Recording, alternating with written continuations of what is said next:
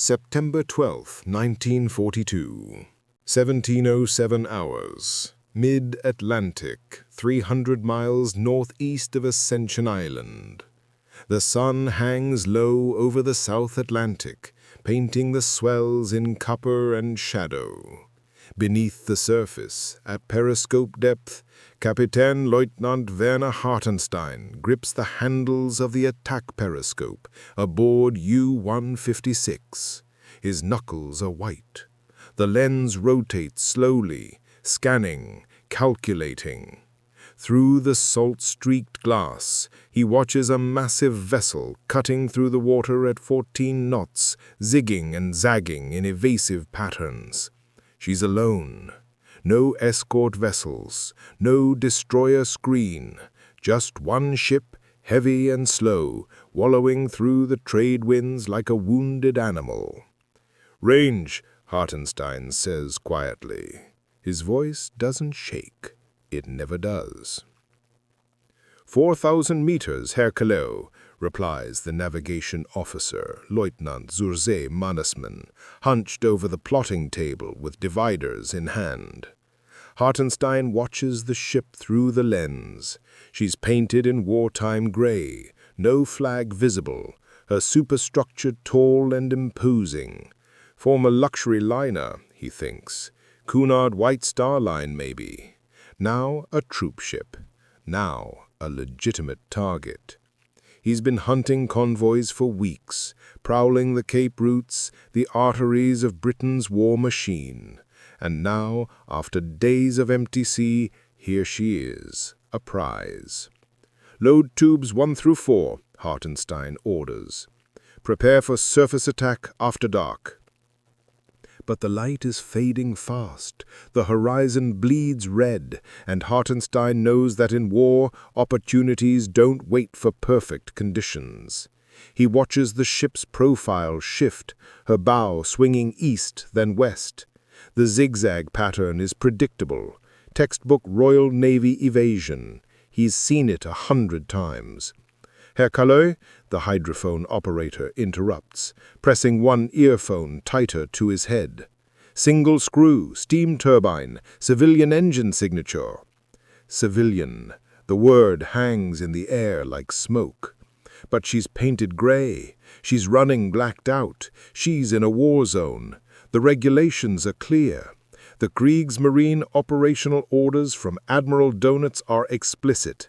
Sink enemy shipping, do not surface, do not rescue, do not endanger the boat.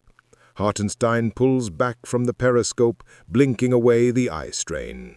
He's 34 years old, a veteran of the surface fleet before transferring to U-boats. He's sunk 20 ships. He wears the Iron Cross First Class.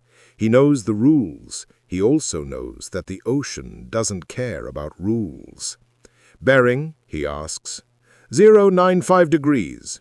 "Tubes 1 and 2 ready, Herr Kaleo." Hartenstein returns to the periscope. The target is closer now. He can make out details, the tall funnels, the line of lifeboats slung along her deck, the raked bow cutting foam. She's big, at least 15,000 tons, maybe more. A kill like this would be a feather in his cap, a confirmation of his skill, a blow to the enemy's logistics. He adjusts the angle, calculates the intercept. The U-boat rises slightly, ballast tanks hissing as compressed air displaces seawater. The deck tilts forward. 43 men hold their breath in the cramped steel tube, waiting for the order that will send 2 torpedoes screaming toward their target at 30 knots. "Fire 1. The boat shudders. A pneumatic thump echoes through the pressure hull as the G7E electric torpedo punches out of tube 1, its electric motor whirring silently as it accelerates toward the target. No bubble trail, no warning. "Fire 2. Another shudder, another launch. 2 fish in the water, running hot and true. Hartenstein counts in his head. 40 seconds. 50. He keeps his eye pressed to the lens, watching the ship's flank. She doesn't turn. She doesn't accelerate. She has no idea death is racing toward her at 40 miles per hour, 6 feet below the surface. At 1 minute, 8 seconds, the first torpedo strikes in midships, just after the funnel. The explosion is a bright orange bloom against the darkening sky, a geyser of water and steel and smoke that rises 50 feet into the air. The ship shudders, her hull buckling inward, and Hartenstein sees the immediate list. 5 degrees to port, then 10. Hit, someone breathes behind him.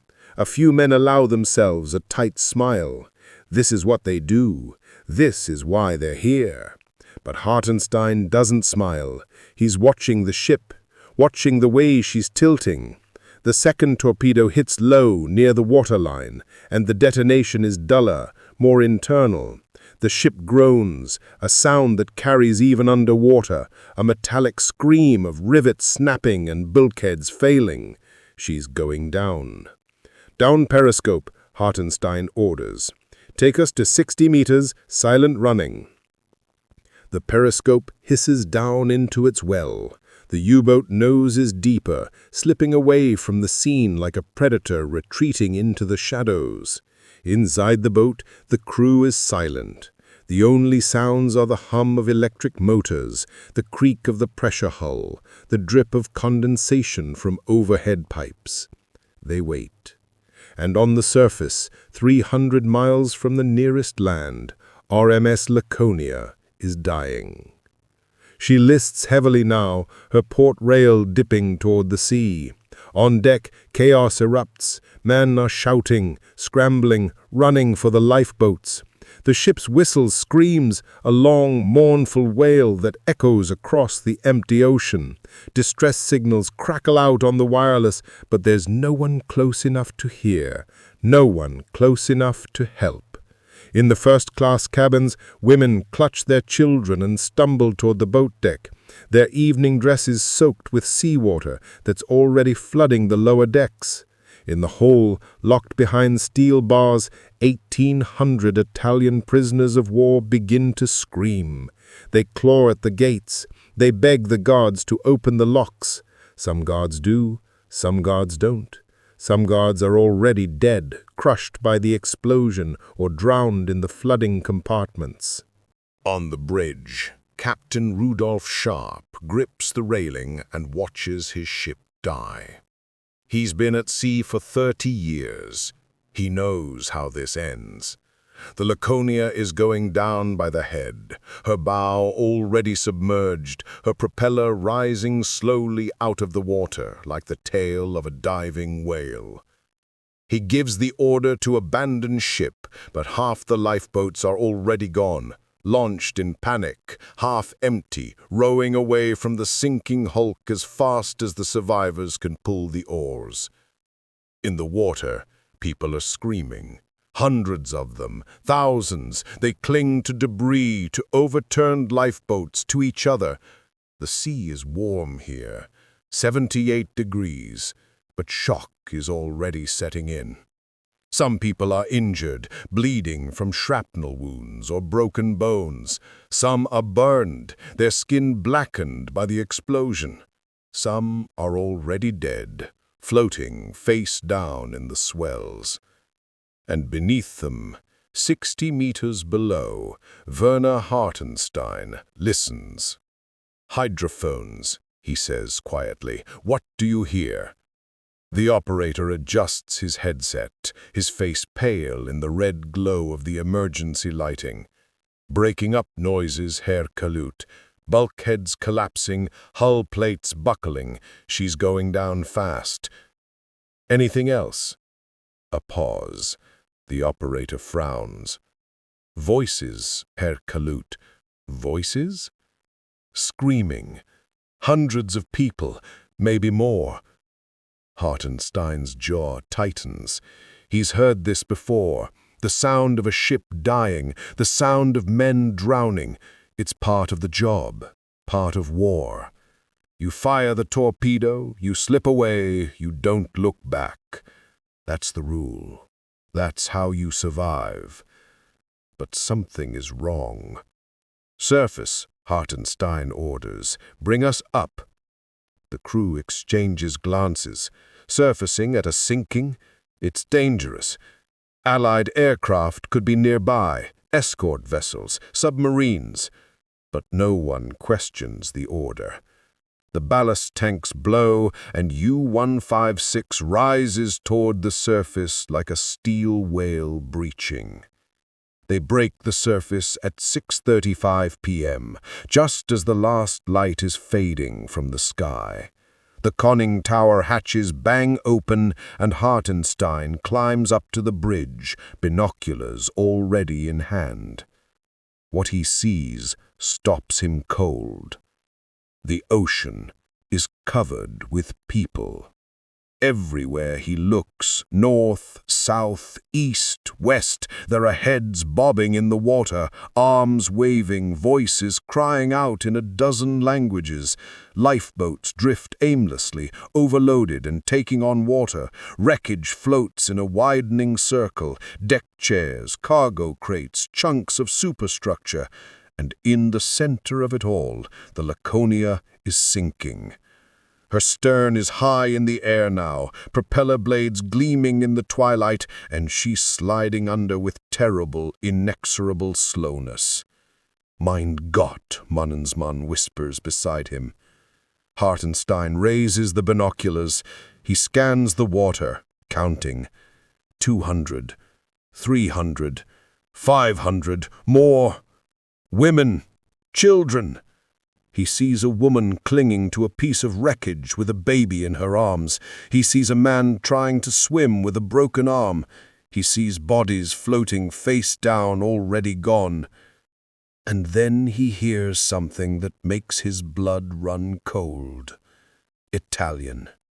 The men in the water are shouting in Italian, some in English, some in Polish, but mostly Italian.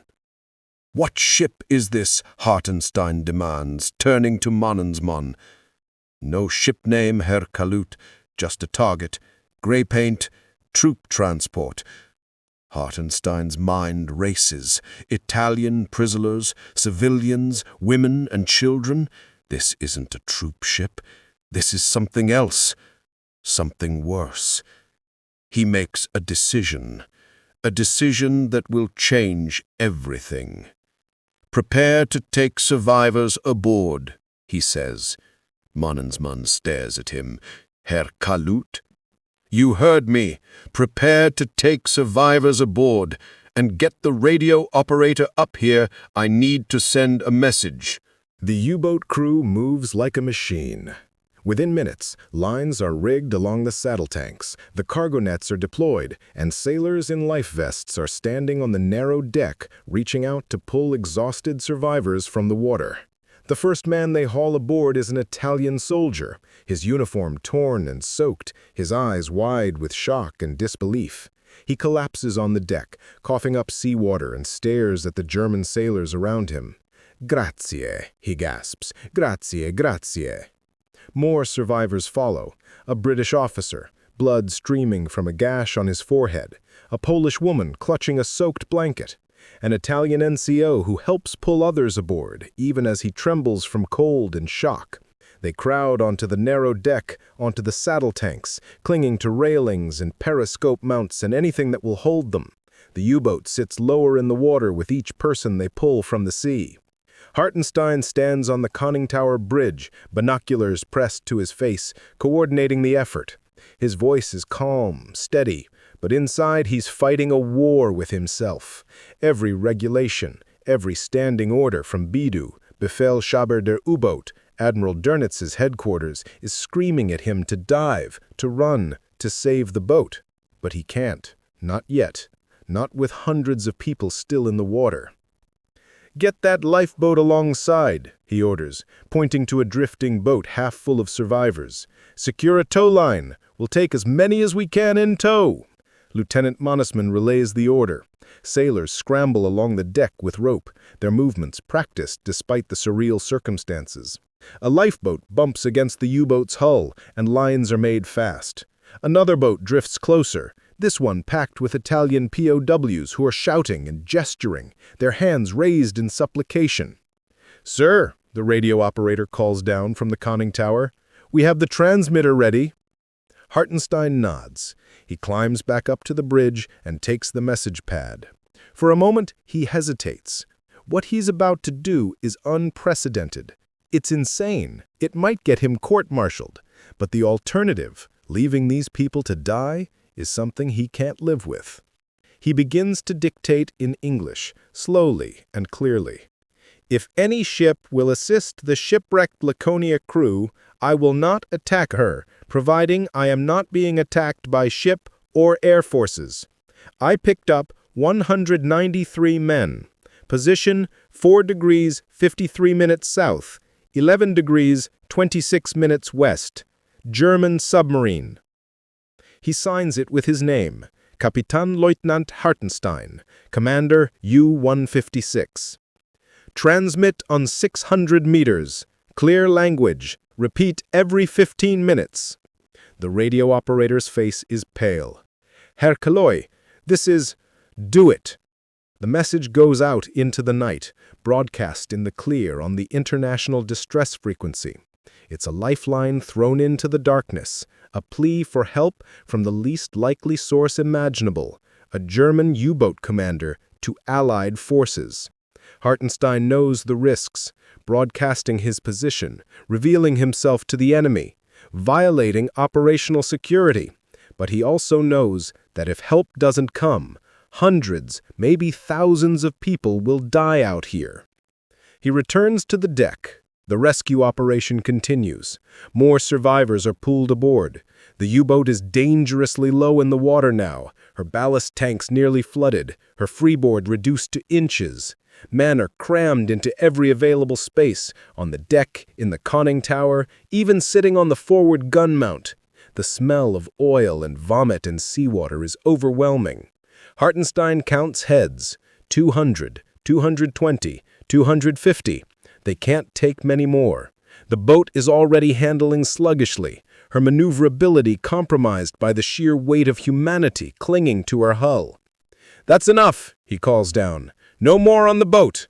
Get them into the lifeboats. Secure more tow lines." It's backbreaking work. The crew has been at action stations for hours, and now they're hauling exhausted survivors, organizing lifeboats, rigging tow lines in the darkness. The sea is calm, thank God, but the night is pitch black, and the only light comes from the U-boat's dim running lights and the occasional flash of a signal lamp. Hartenstein surveys the scene. 4 lifeboats are now secured to the U-boat, strung out in a line astern like ducklings following their mother. Each boat holds 30 to 50 survivors, packed shoulder to shoulder. On the U-boat itself, another 200 people cling to every surface. The submarine looks less like a warship and more like a refugee vessel, sagging under the weight of the living and the dying. "Herr Kalau," Mannesmann says quietly, appearing at his elbow, "we've pulled a British Army surgeon from the water, Major Creedon. He's asking to speak with you." "Send him up." A moment later, a tall, gray-haired man in the tattered remains of a British Army uniform climbs onto the conning tower bridge. His face is drawn with exhaustion, but his eyes are sharp. He salutes, an instinctive gesture, and Hartenstein returns it. "Major Creedon," he says. "Royal Army Medical Corps. Kapitänleutnant Hartenstein. I'm sorry about your ship." Creedon stares at him for a long moment. "You're the man who sunk us." "Yes." "And you're the man saving us." Hartenstein doesn't reply. What is there to say? The contradictions of war laid bare on the deck of a submarine in the middle of the Atlantic. Creedon glances at the crowded deck below, at the lifeboats trailing behind. "How many have you pulled out?" 200 on the boat, another 150 in the lifeboats, maybe more. It's hard to count in the dark. "There were over 2,700 people on the Laconia," Creedon says quietly. "Crew, passengers, and 1,800 Italian POWs. If you've saved 350, that means—" He doesn't finish the sentence. He doesn't need to. Both men know the math. Somewhere out there in the darkness, more than 2,000 people are still in the water. Some in lifeboats, some clinging to wreckage, some already drowned. "I've sent a distress call," Hartenstein says, in English, on the international frequency. "Any Allied ship that responds, I've promised not to attack." Creedon's eyes widen. "You've done what?" "I've asked for help." For a moment, the British officer is speechless. Then, slowly, he extends his hand. Hartenstein takes it. The handshake is firm, brief, and utterly surreal. An enemy officer and a U-boat commander shaking hands on the bridge of a submarine surrounded by the wreckage of a sunken ship. "Thank you," Creedon says simply. "For what it's worth, thank you." Hartenstein nods. "Get below. Find your wounded. My medical orderly will help where he can." Creedon disappears down the hatch, and Hartenstein is alone again on the bridge. The night is quiet now, except for the soft murmur of voices from the crowded deck and the gentle slap of waves against the hull. The Laconia is gone, swallowed by the sea, leaving only debris and memories and the living proof of her passage scattered across the water. Hartenstein raises his binoculars and scans the horizon. Nothing, no lights, no ships, just the endless, empty ocean. He checks his watch. 10:15 p.m. The distress call has been transmitting for nearly 4 hours. Where is the help? Where are the Allied ships? He knows they're out there. Destroyers, corvettes, patrol boats. The South Atlantic is a busy theater. Someone must have heard the call. But no one comes. The hours drag on. Midnight passes. The crew works in shifts, keeping the survivors calm, distributing what little food and water they have, tending to the wounded. Hartenstein doesn't sleep. He stands on the bridge, watching, waiting, listening to the radio for any response to his call. At 2 a.m., the radio operator climbs to the bridge. "Herr Kalu, we're receiving a transmission. It's from U-506 and U-507. They've heard our distress call. They're coming to assist." Hartenstein feels a wave of relief wash over him. Kapitänleutnant Berik Wordmann in U-506 and Korvettenkapitän Harro Schacht in U-507, both experienced commanders, both operating in the same patrol area. If they can reach him, they can take some of the survivors, distribute the load, increase the chances of getting these people to safety. "Acknowledge," Hartenstein says. "Give them our position and request immediate assistance. Tell them we have hundreds of survivors in the water and we need help." The message goes out, and Hartenstein allows himself a moment of hope. But in the back of his mind, a voice whispers a warning. "You're a sitting duck out here. You're broadcasting your position. You're stationary. You're vulnerable. Every minute you spend on the surface is a minute the enemy can use to find you." He pushes the thought away. There's no choice. These people need help, and he's going to give it to them. Consequences be damned. September 13th, 1942, 8 a.m., mid-Atlantic. The sun rises over a scene of organized chaos. U-156 is still on the surface, still crowded with survivors, still towing 4 lifeboats in a ragged line astern. The sea around them is littered with debris, life jackets, wooden crates, personal belongings, the detritus of a disaster. And scattered across several square miles of ocean, more lifeboats drift, some under sail, some adrift, each one packed with exhausted, thirsty, sunburned survivors. Hartenstein hasn't slept in over 24 hours. His eyes are red-rimmed, and his uniform is stained with oil and salt, but he's still on the bridge, still coordinating, still refusing to abandon the rescue. Around him, his crew moves like ghosts, silent, exhausted, running on discipline and nothing else. At 8:47 a.m., a lookout shouts, "U-boat off the port bow." Hartenstein swings his binoculars. There, low on the horizon, the unmistakable silhouette of another Type 9 U-boat cuts through the swells. U-506, Verdeman's boat. She's running on the surface at full speed, her bow wave white and foaming. As she approaches, Hartenstein can see her deck is clear, ready to take on survivors. U-506 slides alongside at 9:15 a.m., and Verdeman appears on his conning tower bridge, megaphone in hand. He's younger than Hartenstein, 31, with a thin face and intense eyes. He surveys the crowded deck of U-156, the trailing lifeboats, the survivors in the water, and his expression shifts from surprise to something approaching awe.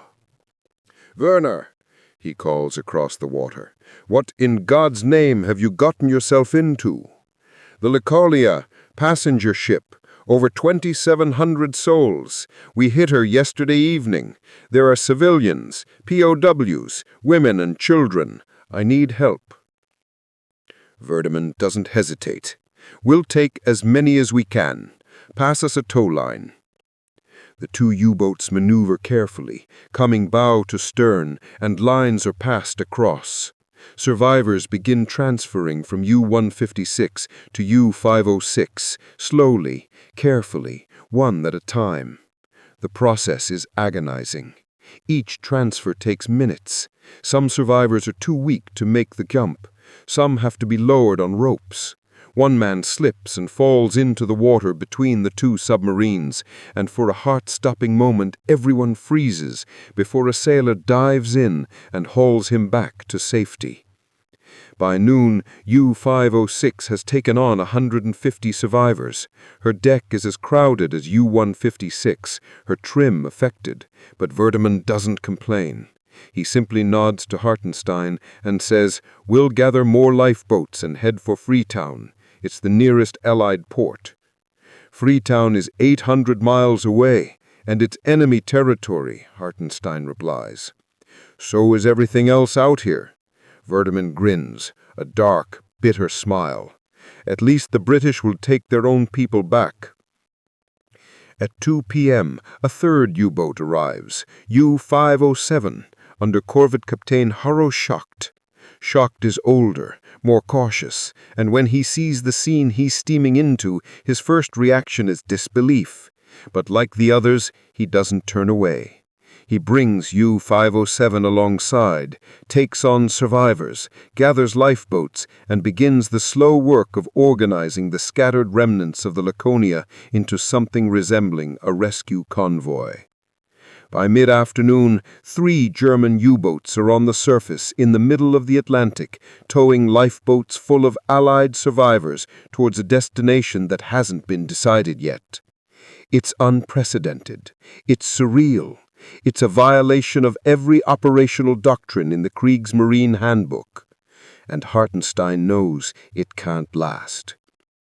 "We need a plan," he says, gathering Verdeman and Schacht for a conference on the bridge of U-156. The 3 commanders stand close together, speaking in low tones while their crews work below. "We can't tow these lifeboats 800 miles. We don't have the fuel. We don't have the supplies. And we're sitting ducks for any Allied patrol plane or warship." "What about Vichy French forces?" Schacht suggests. "There's a cruiser group operating out of Dakar. If we can contact them, they could steam out and meet us halfway." "The French," Verdeman looks skeptical. "They're barely neutral, and they hate the British almost as much as they hate us." "But they are not at war with Britain," Hartenstein says slowly. "Not technically. If we can convince them this is a humanitarian mission, they might help." Schacht nods. "It's worth a try. We can send a coded message to BDU, request that they contact the French through diplomatic channels." Hartenstein thinks about this.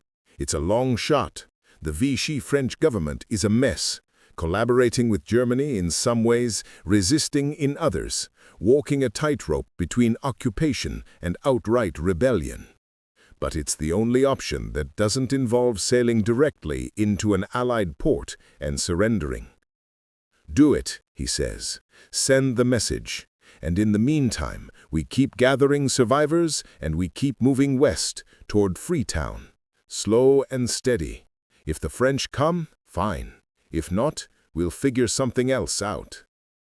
The message is transmitted, and the 3 U-boats continue their slow crawl across the South Atlantic, towing lifeboats, picking up survivors, broadcasting their position and their intentions on the international distress frequency. Hartenstein knows he's rolling the dice. Every hour they spend on the surface is an hour the enemy can use to locate them. Allied intelligence is surely monitoring the transmissions. Allied patrol aircraft are surely being scrambled. Allied warships are surely being vectored toward their position. But he also knows he has no choice. These people will die if he abandons them. And whatever else Werner Hartenstein is, U-boat commander, hunter, killer, he's not a man who can sail away from drowning women and children. So they stay, and they wait, and they hope. At 4 p.m., the Vichy French respond. The message comes through in coded naval German, relayed from BDU headquarters in Lorient. The French cruiser Gloire and the sloop de Monteroulville are being dispatched from Dakar. Estimated arrival, 48 to 60 hours.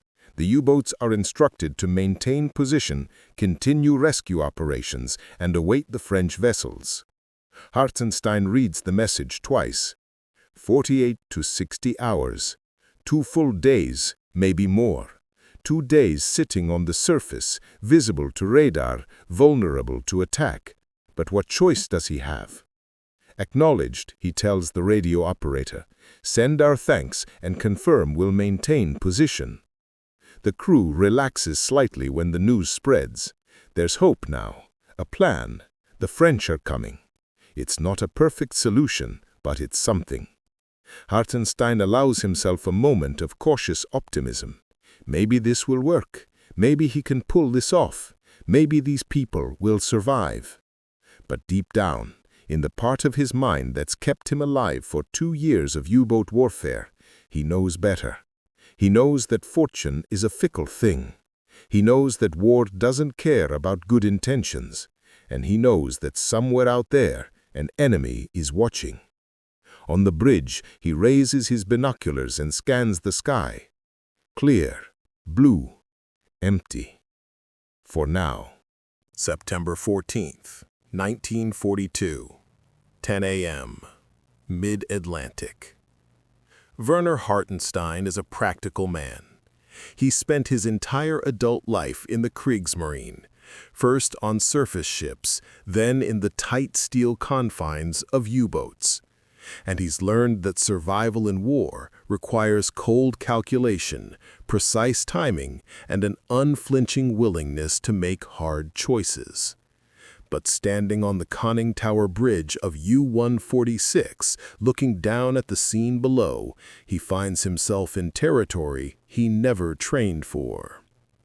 The U-boat's deck is still packed with survivors. Many of them are Italian POWs. Former soldiers who fought in North Africa, captured by the British, and now saved by the Germans. The irony isn't lost on anyone. The Italians cluster in groups, speaking in rapid, emotional bursts, gesturing wildly. Some are laughing, actual laughter, the kind that comes from the sheer relief of being alive. Others sit in silence, staring at the water, processing what they've survived. Mixed among them are British civilians, women in torn dresses, men in scorched business suits, a handful of children who sit wide-eyed and quiet, not quite understanding what's happened. There's a woman, Mrs. Hawkins. Hartenstein learned her name. She holds a 4-year-old girl on her lap. The child's name is Sally.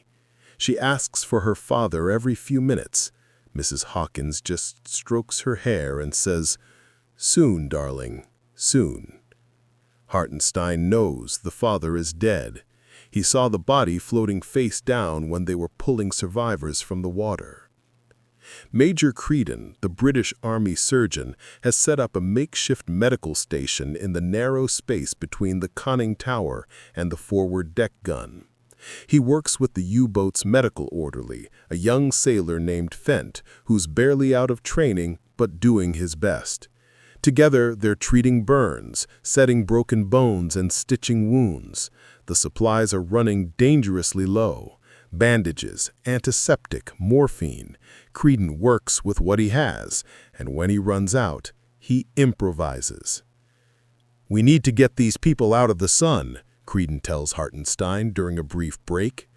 "Especially the children. They're starting to show signs of dehydration and heat exhaustion." "There's nowhere to put them," Hartenstein replies.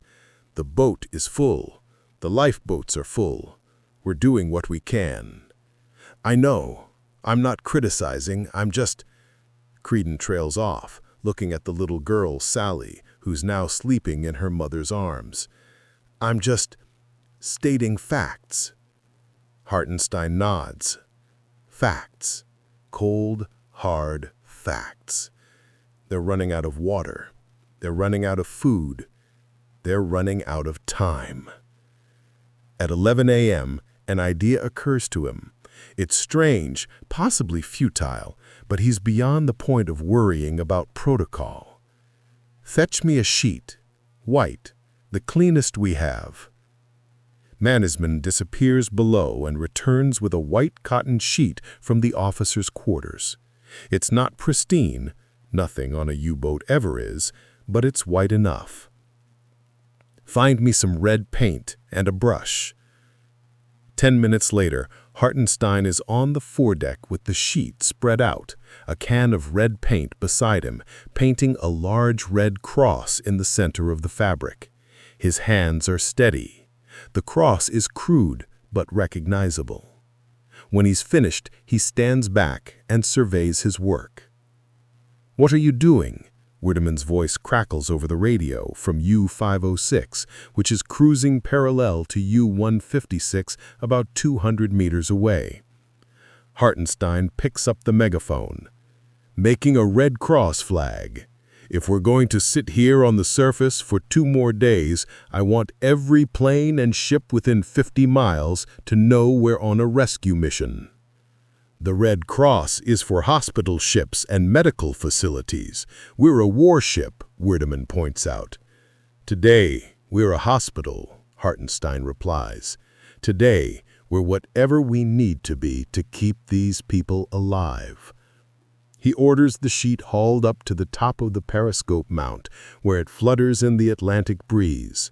From a distance, it's clearly visible, a white flag with a red cross flying over a German U-boat surrounded by lifeboats full of Allied survivors.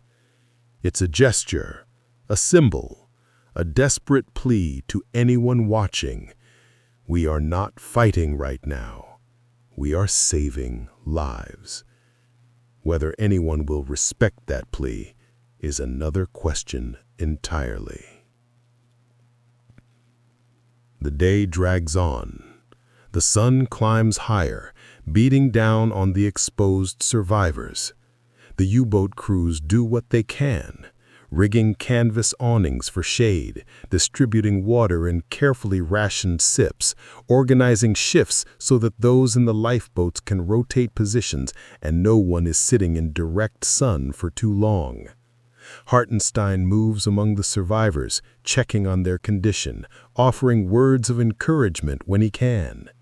His English is good. He learned it as a naval cadet, and he finds himself in surreal conversations with the very people he was ordered to kill less than 48 hours ago. "Are you the captain?" a British officer asks him, a naval lieutenant with a bandaged head and a Cunard White Star Line uniform. "Yes," Hartenstein replies. "You torpedoed us." "Yes." The lieutenant stares at him for a long moment. "Why are you doing this? Saving us, I mean." It's the question Hartenstein has been asking himself for 2 days. Why? Because it's the right thing to do? because he couldn't live with himself otherwise, because somewhere beneath the uniform and the orders and the war, he's still human? Because you needed saving, Hartenstein says simply, and I was here. The lieutenant considers this. Then he extends his hand. Lieutenant Commander Gordon, second officer of the Laconia. Hartenstein shakes his hand. Kapitänleutnant Hartenstein, commander of U-156. They stand there for a moment, two naval officers on opposite sides of a war, shaking hands on the deck of a submarine in the middle of the Atlantic. If anyone had told Hartenstein a week ago that this would happen, he would have laughed them out of the wardroom. But war, he's learning, is full of impossible moments. At 3 p.m., the radio operator calls down from the conning tower. Herr Kalu, we're receiving a transmission. It's from BDU headquarters. Hartenstein climbs back up to the bridge, his stomach tightening. A message from BDU, from Admiral Dönitz himself, can only mean one thing: orders. And given what he's been doing for the past 2 days, he's not sure he wants to hear them. The radio operator hands him the decoded message.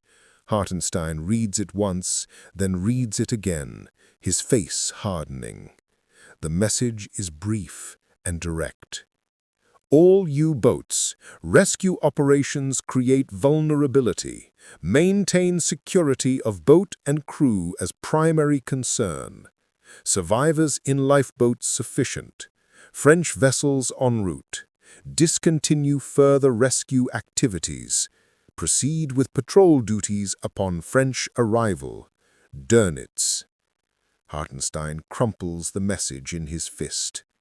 Discontinue further rescue activities. In other words, stop what you're doing, hand off the survivors to the French, and get back to sinking ships.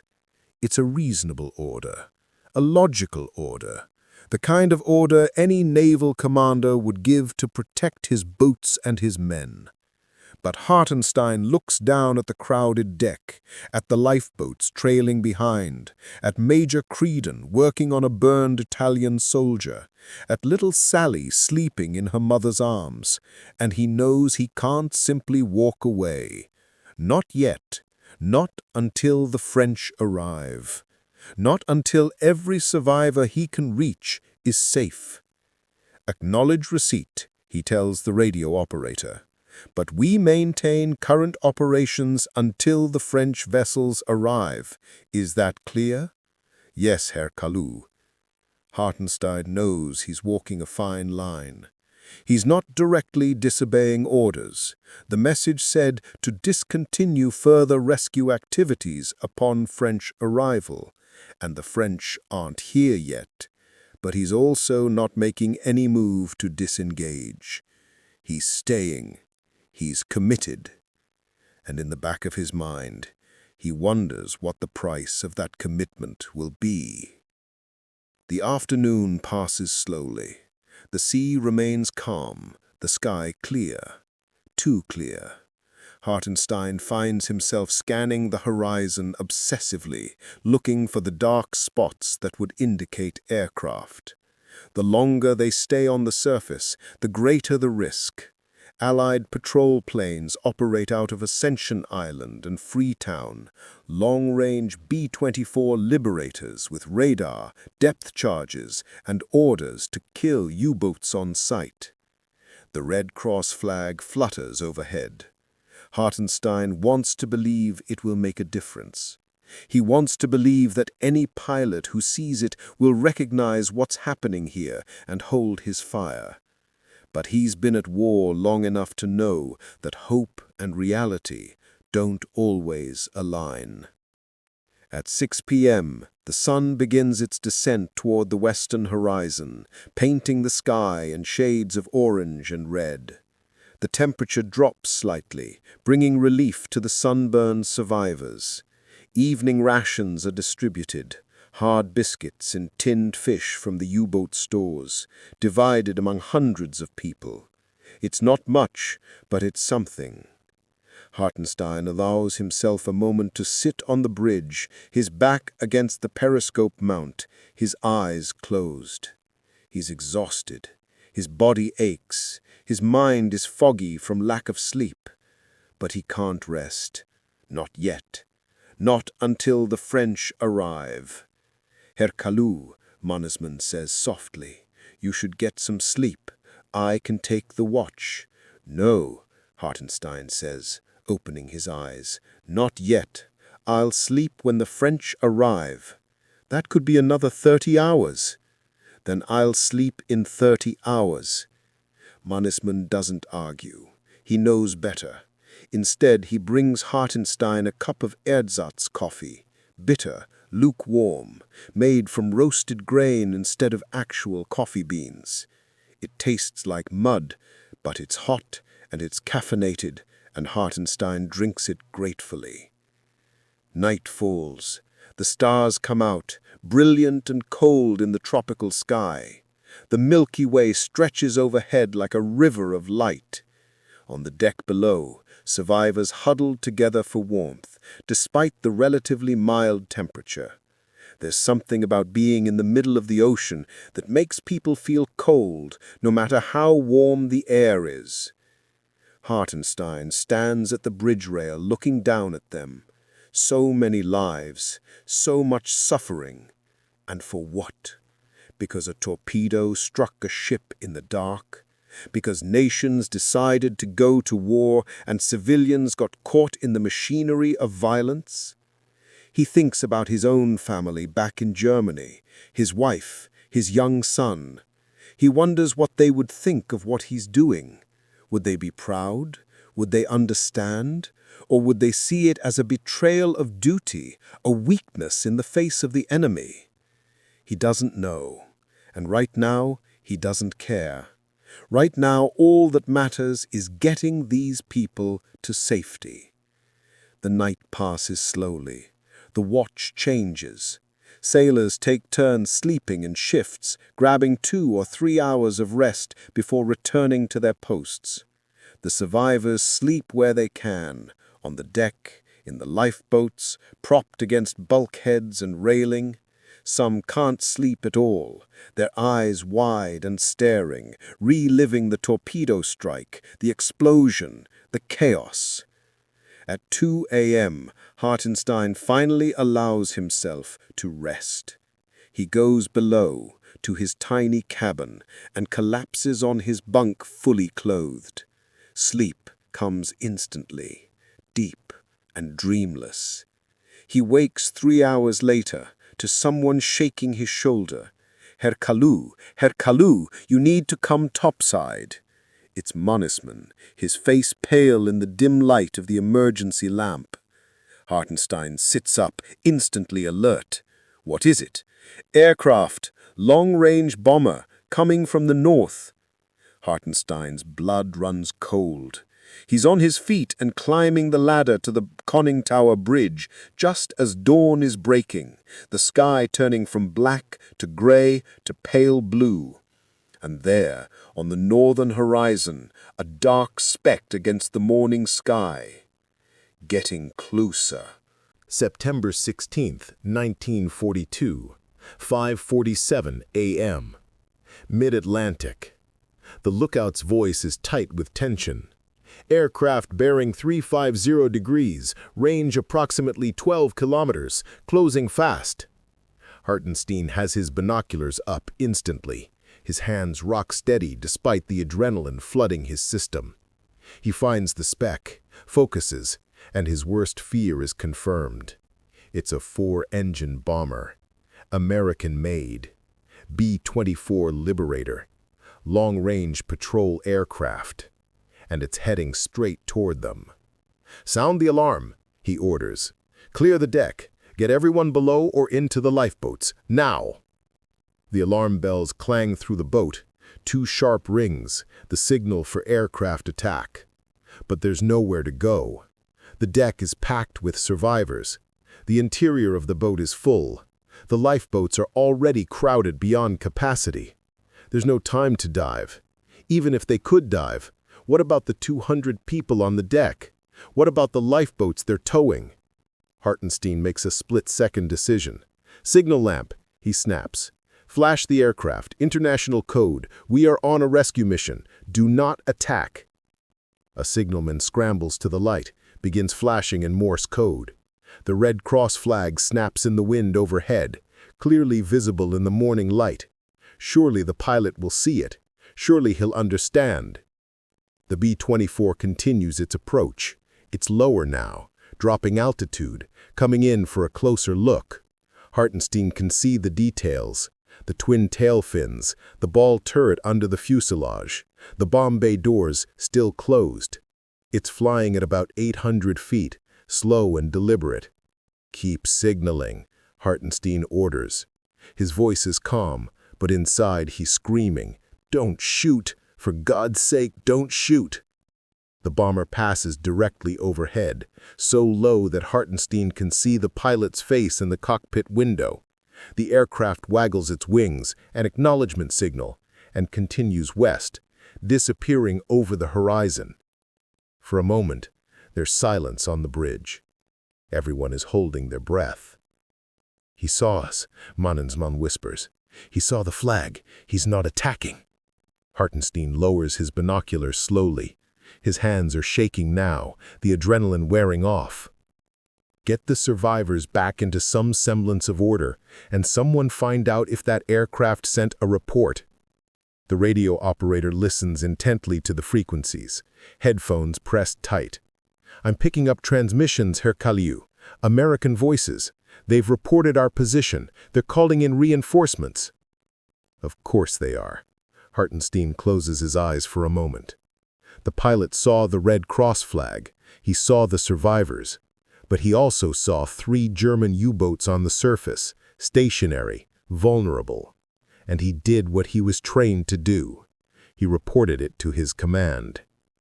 "How long until more aircraft arrive?" Hartenstein asks. "Unknown, Herr Kaliu. But if they're scrambling from Ascension Island, maybe 3 hours, 4 at most." 3 hours. Hartenstein does the math in his head.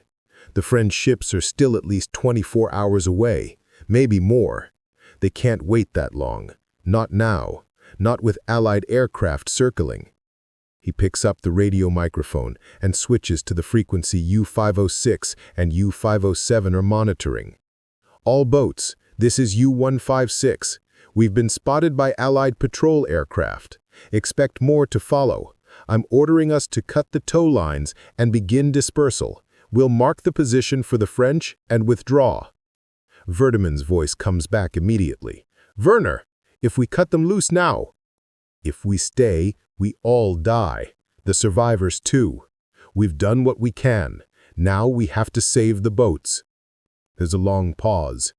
Then Schacht's voice, older and more resigned. "Acknowledged. We'll mark the position with floating debris and signal flags. The French will find them." "God willing," Hartenstein mutters. He turns to Mannesmann. "Prepare to cut tow lines. Distribute all remaining supplies to the lifeboats. Water, food, flares, everything we can spare. And get me Major Creedon. I need to speak with him." The next 30 minutes are a controlled chaos of preparation. Sailors haul crates of supplies from the U-boat stores and pass them down to the lifeboats. Water cans, tins of food, medical supplies, even a few bottles of schnapps from the officers' mess. The survivors watch in confusion and growing fear as the U-boat crews begin the process of disengaging. Major Creedon appears on the bridge, his face drawn. "You're leaving. We have to. More aircraft are coming. If we stay, they'll attack. And if they attack, everyone dies, your people and mine." "How far away are the French ships?" "At least a day. Maybe more. I'm sorry. We've done everything we can." Creedon looks at him for a long moment. Then he extends his hand again. "You've done more than anyone could have asked for. More than I would have believed possible. Thank you." Hartenstein shakes his hand firmly. Survival is in your hands now, Major. The lifeboats have compasses, charts, supplies. Freetown is east-southeast, about 700 miles. The French are coming from the southeast. Stay together, ration your water, and for God's sake, don't give up. We won't. Creedon climbs back down to the deck, where he begins organizing the survivors, explaining the situation, preparing them for what comes next. His calm, authoritative presence helps keep panic at bay. The man is a natural leader, Hartenstein thinks. The British are lucky to have him. At 6:45 a.m., the tow lines are cut. One by one, the lifeboats drift free, rocking gently in the morning swell. The survivors on the U-boat's deck are transferred back to the boats, slowly, carefully, using rope slings and cargo nets. It takes time, precious time, but Hartenstein refuses to simply shove them overboard. They deserve better than that. The last person to leave 156 is Mrs. Hawkins, carrying little Sally. The child is awake now, looking around with wide, frightened eyes. Hartenstein personally helps lower them into a lifeboat, where other survivors reach up to steady them. "Will the French really come?" Mrs. Hawkins asks, looking up at him. "Yes," Hartenstein says. He has no idea if it's true, but he says it anyway. "They'll come. You'll be safe." She nods, not quite believing, but wanting to. "Thank you," she whispers. "Thank you for my daughter's life." Hartenstein doesn't trust himself to speak. He just nods and turns away. By 7:15 a.m., all 3 U-boats have cleared their decks and cut their tow lines. 16 lifeboats now drift in a loose cluster, marked with floating debris and large signal flags made from canvas and paint. From a distance, the flags are clearly visible, bright orange and white markers indicating the position of survivors. Hartenstein takes one last look through his binoculars. He counts the boats, 16, each one holding 30 to 50 people, maybe 600 survivors in total, out of 2,700. He's saved less than a quarter of them.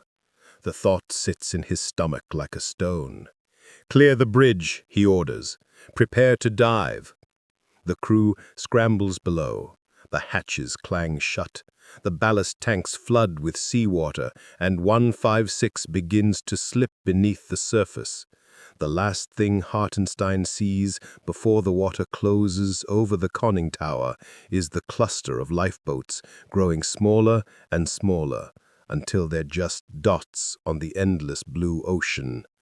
And then they're gone. 156 levels off at 60 meters and turns northwest, away from the disaster, away from the survivors, away from the scene of the most extraordinary rescue operation in submarine warfare history.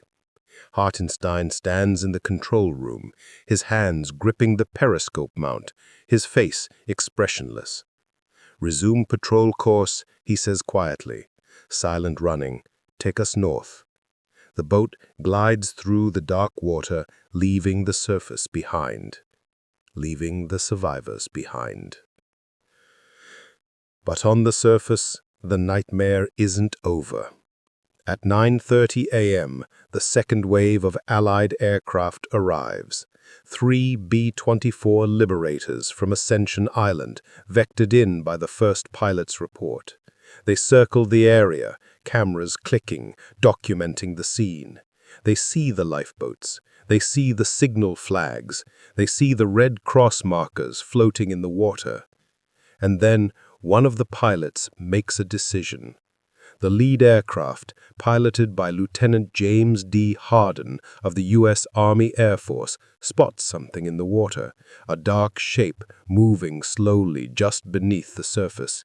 It's U-507, Schacht's boat, which hasn't fully submerged yet, still moving away from the area at periscope depth. Harden doesn't hesitate.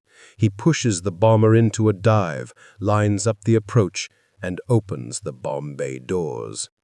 From the lifeboats, the survivors watch in horror as the B-24 roars overhead and releases its payload. 4 depth charges tumble through the air and hit the water in a line, bracketing the submerged U-boat. The explosions are massive. 4 towering columns of white water that rise 50 feet into the air. The shockwave spreads in concentric circles, hitting the nearest lifeboats, swamping 2 of them, throwing survivors into the water. U-507 takes damage, not fatal, but severe. The stern planes are jammed, the starboard ballast tank ruptured. Schacht fights to control the boat, manages to limp away deeper and faster, but the message is clear. The rescue operation is over. The war has resumed, and the rules, as they were, no longer apply. In the lifeboats, chaos erupts. People are screaming, rowing frantically away from where the depth charges fell. Some boats capsize in the panic. Survivors who've spent 3 days being saved now find themselves back in the water, struggling to reach overturned boats, clinging to debris. Major Creedon, in the lead lifeboat, stands and shouts for calm. "Stay together! Don't panic! They're not targeting us!" But the damage is done. The fragile hope that had sustained the survivors, the belief that they would be rescued, that someone cared, is shattered. They're back where they started, alone, adrift, at the mercy of the sea. The B-24s make another pass, lower this time, and one of them drops a canister attached to a parachute. It splashes down near the lifeboats, and when it's retrieved, the survivors find emergency supplies inside: water, food, first aid kits, and a note, written in English. "French ships en route. Hold position. Do not approach submarines." It's a cruel irony. The same aircraft that bombed the U-boat is now dropping supplies to the survivors the U-boat was trying to save. Creedon reads the note and crumples it in his fist. "Bloody hell," he mutters. Around him, the survivors bail water from the swamped lifeboats, tend to the newly injured, and try to maintain some semblance of order. The sun climbs higher. The day grows hot, and they wait. Far below, in 156, Hartenstein listens to the depth charges detonate in the distance. He knows immediately what's happened. The Allied aircraft attacked. Probably U-507 or U-506, maybe both. He closes his eyes and leans against the bulkhead. This is the price. This is what happens when you try to be human in the middle of a war. The enemy doesn't care about your intentions. The enemy doesn't care about Red Cross flags or rescue operations or hundreds of people in lifeboats. The enemy cares about killing you. And you were a fool to forget it. "Are we secure, Herr Kalenu?" Mannesmann asks quietly. "We're secure," Hartenstein replies. His voice is flat, emotionless. "Maintain course and speed. We're leaving the area." He doesn't mention the survivors. He doesn't mention the lifeboats. He doesn't mention the fact that he's abandoning them a second time, leaving them to whatever fate awaits them. He can't. Because if he starts thinking about it, if he starts second-guessing, he'll never stop. So he does what submariners do. He focuses on the boat, on the crew, on survival. And he leaves the ghosts behind. September 17th, 1942. Freetown, British West Africa. The French ships arrive 22 hours after the U-boats withdraw. The cruiser Glory and the sloop Dumont d'Urville steam into the search area at dawn, their crews lining the rails, scanning the horizon for survivors. It doesn't take long to find them. The lifeboats are still clustered together, marked by the signal flags, drifting slowly westward with the current. The French sailors work quickly, hauling survivors aboard, distributing blankets and water, setting up medical stations on deck. The survivors are in bad shape, sunburned, dehydrated, traumatized. Some can barely speak. Others won't stop talking, pouring out their stories in a flood of words, as if speaking will somehow make sense of what they've endured. Major Creedon is one of the last to be brought aboard Glory. He climbs the rope ladder with agonizing slowness, his strength nearly gone, and collapses on the deck. A French medical officer kneels beside him, checking his pulse, his pupils, his breathing. "You're safe now," the French officer says, in accented English. "You're safe." Creedon looks up at him with red-rimmed eyes. "How many?" he asks. "How many did you find?" The French officer hesitates. "We're still counting. So far, just over 1,000. Out of 2,700. Creedon closes his eyes and doesn't open them for a long time. October 1942. BDU Headquarters, Lorient, France. Admiral Karl Dönitz sits behind his desk, reading the after-action reports from U-156, U-506, and U-507. The reports are detailed, clinical, listing facts and figures, torpedoes expended, survivors rescued, fuel consumed, damage sustained. But between the lines, Dönitz can read the real story. Werner Hartenstein defied operational protocol. He surfaced at a sinking. He spent 3 days conducting rescue operations in enemy waters. He broadcast his position in the clear. He put his boat, his crew, and 2 other U-boats at risk. And as a result, U-507 sustained damage that required a month of repairs. By any standard of naval warfare, it's a disaster. And yet, Dönitz reads the casualty figures. Over 1,000 survivors rescued, women and children saved. Italian prisoners of war, Germany's allies, returned to Axis control. And not a single German sailor lost. It's not a military victory, but it's not a defeat either. It's something else, something complicated. Dönitz sets down the reports and stares out the window at the gray Atlantic sky. He's a hard man, a practical man, a man who sent thousands of young sailors to their deaths in the name of strategy and duty. But he's also a father, a husband, a human being.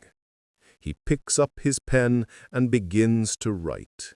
Not an order, not a reprimand, but a new directive, one that will change the rules of engagement for every U-boat in the fleet. The Laconia order. It's brief, brutal, unambiguous. No attempt of any kind must be made to rescue members of ships sunk. Rescue runs contrary to the primary demands of warfare for the destruction of enemy ships and crews. Orders for the seizure of commanding officers and chief engineers remain in force. Survivors are to be saved only if their statements will be of value to the U-boat. In other words, no more rescues, no more surfacing at sinkings, no more humanity. The war has just become colder. Dönitz signs the order and sends it out to the fleet. He knows what it means. He knows what he's asking of his men. But he also knows that Werner Hartenstein's act of compassion nearly cost Germany 3 U-boats. And that's a price the Kriegsmarine can't afford. The order goes into effect immediately. And across the Atlantic, U-boat commanders read it and understand. The age of chivalry, such as it was, is over. November 1942, U-156, Atlantic Patrol. Werner Hartenstein stands on the bridge of his submarine, binoculars pressed to his face, scanning the horizon for targets. It's been 2 months since the Laconia incident. 2 months of patrols, attacks, near misses. 2 months of doing what he was trained to do: hunt enemy shipping, fire torpedoes, and slip away into the depths. He's good at it. He's always been good at it. But something has changed, something he can't quite name. He sees the faces sometimes in his dreams. This is Hawkins holding her daughter, Major Creedon working on the wounded, the Italian soldiers laughing with relief. And he wonders if they made it, if the French found them in time, if they survived. He'll never know. There's no way to know. The war doesn't provide answers to questions like that. Herculeo, the lookout calls. Smoke on the horizon, bearing 270. Hartenstein swings his binoculars. There, a thin column of black smoke against the gray sky. Probably a freighter, probably alone, probably an easy kill. Sound battle stations, prepare for attack. The crew springs into action, the familiar routine, the practiced movements, the cold efficiency of a submarine going to war. And Werner Hartenstein pushes the ghosts aside and does his duty. May 1943, U-156, Caribbean Sea. The end comes quickly. U-156 is operating in the Caribbean, hunting convoys off the coast of Barbados. It's been a successful patrol. 4 ships sunk, no damage sustained. Hartenstein is preparing to head back to base when the attack comes. An American PBY Catalina flying boat spots the U-boat on the surface, charging batteries in the early morning light. The pilot doesn't hesitate. He dives, releases his depth charges, and pulls away. The charges bracket U-156 perfectly. The first explosion ruptures the pressure hull. The second floods the engine room. The third destroys the control room. In less than 30 seconds, the submarine is mortally wounded. Hartenstein orders the crew to abandon ship. They scramble topside, jumping into the warm Caribbean water as the boat begins its final dive. Hartenstein is the last man out. Following the old tradition, the captain leaves last. But U-156 goes down fast, too fast.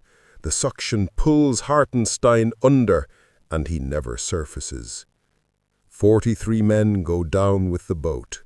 9 survive long enough to be picked up by an American destroyer. They spend the rest of the war in POW camps.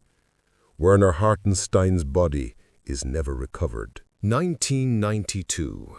Freetown, Sierra Leone. 50 years after the Laconia incident, survivors gather for a memorial service. There aren't many left. A handful of elderly British civilians, a few Italian veterans, 1 French naval officer who was on the Gloire when she picked up the survivors. And sitting in the front row, now in her 50s, is a woman named Sally Hawkins. She doesn't remember much about the sinking. She was only 4 years old, but she remembers being held by her mother. She remembers the German sailors helping her into a lifeboat. She remembers a tall man with kind eyes who spoke English and told her mother everything would be all right. Her mother didn't survive. She died of exposure 2 days after the French ships picked them up. But Sally lived. and she spent 50 years trying to understand what happened in those 3 days in September 1942. The memorial service is simple. A few speeches, a wreath laid in the water, a moment of silence for the 1,600 people who died. And then an old Italian man stands up. His name is Giuseppe Torini.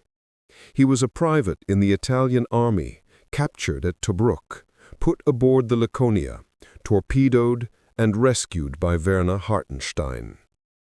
"I want to say something," he announces in accented English, "about the German captain."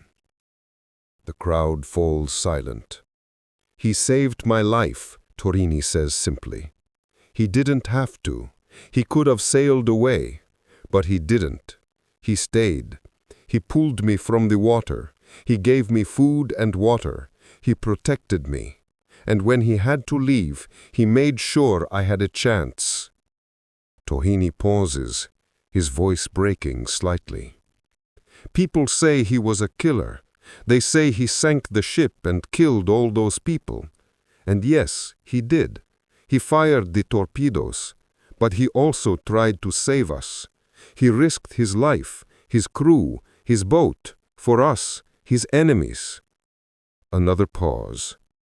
"I don't know if that makes him a hero or a villain. Maybe both. Maybe war makes us all both. But I know this. Werner Hartenstein showed me that even in the worst moments, even in war, humanity can survive. And for that, I will remember him with gratitude until the day I die." The old man sits down. There are tears on many faces. Sally Hawkins stands and walks to the railing overlooking the water. She looks out at the Atlantic, at the endless blue that swallowed so many lives 50 years ago, and she whispers a single word into the wind. "Thank you." The wind carries it away, out over the water toward the place where U-156 rests on the ocean floor, her hull crushed by pressure, her crew entombed in steel. And somewhere in the darkness, perhaps Werner Hartenstein hears it.